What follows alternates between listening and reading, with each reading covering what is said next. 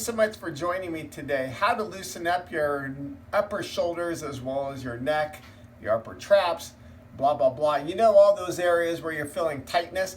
Now, one of the causes usually is when you're sitting at a computer, you're rounding forward just a little bit in that posture. When we do that, that's going to create what's called a kyphotic posture. So those shoulders round forward. Well, then if we do that hours on end through the day, it's a little bit hard to recorrect. What we're going to do is try to be, again, working on pulling some retraction back. And what I would recommend is putting a ball. I have a tennis ball. Actually, I think this one is a trigger point ball.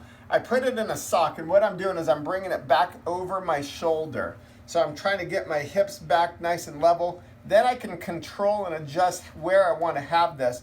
Keep this shoulder down, and I'm pushing up against that area. So I've shown you that in one or two of the videos before, but what I haven't shown you is being able to use a peanut.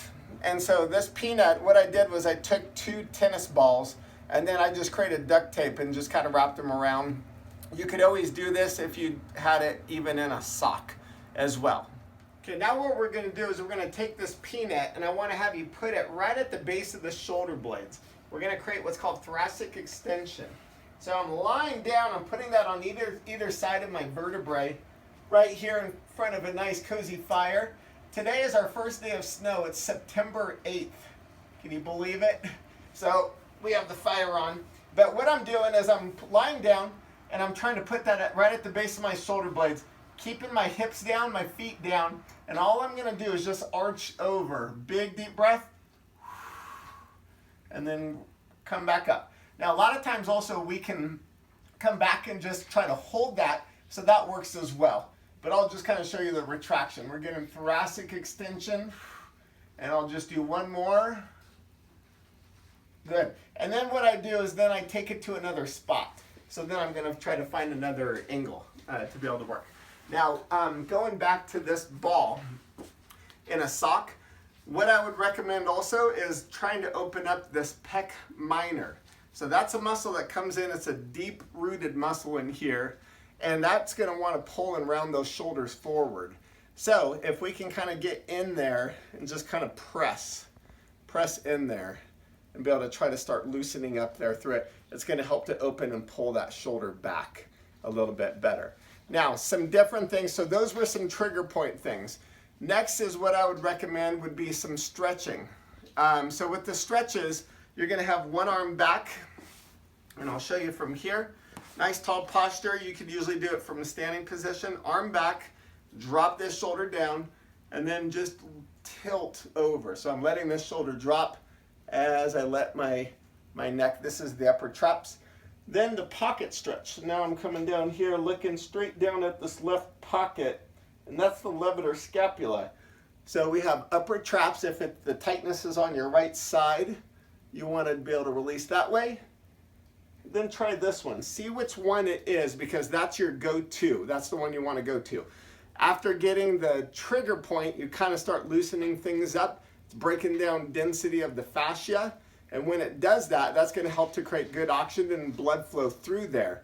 Then you create strength or stretching, and that's going to help to lengthen and open things up.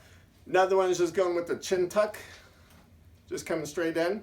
I'm getting the anterior muscles to contract, and I'm stretching back in through here. That suboccipital muscle right at the base of your neck, we're getting some good length into that area. And then that levator scapula, I'm getting some good movement into that area. So it's great because I'm going to get some good length through there. Another one we could do also is a contract release. So let's say if I have tightness on the right side, I'm going to lift up, pull back, that's called retraction, and then I'm going to look up to that opposite side. Got that? So if tightness here, I contract, pull back, retract, and then I look up here. So that's a shrug, scapular retraction, and then look up to that side. So what it's doing is it's allowing it to contract to say, I'm done contracting, I'm going to fatigue you in order to start releasing. Now, all that to say, with all those things, you can always go to heat. Heat is great because it's a vasodilator, and that's going to help to open up those blood vessels. You can even start with it, you can end with it, you can mix it through. Just watch your posture through the day. You know, kind of check yourself out through the side mirror, side profiles, and be able to see what posture you're holding. If you're kind of getting used to rounding forward, getting used to pulling back a little bit. Let me show you one last one, and this one is going back to one more stretch type movement. It's one I've done before, but we can go with the wall slides or a snow angel, or you could do this one. With your core tight, you're gonna slide up and then open back, just like that. Slide up.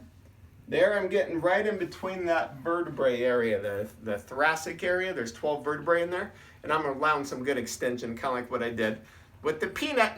Thanks so much for joining me. That's a lot today, but what I would say is just start working on one or two of those areas and then begin adding them in. I'll see you again soon.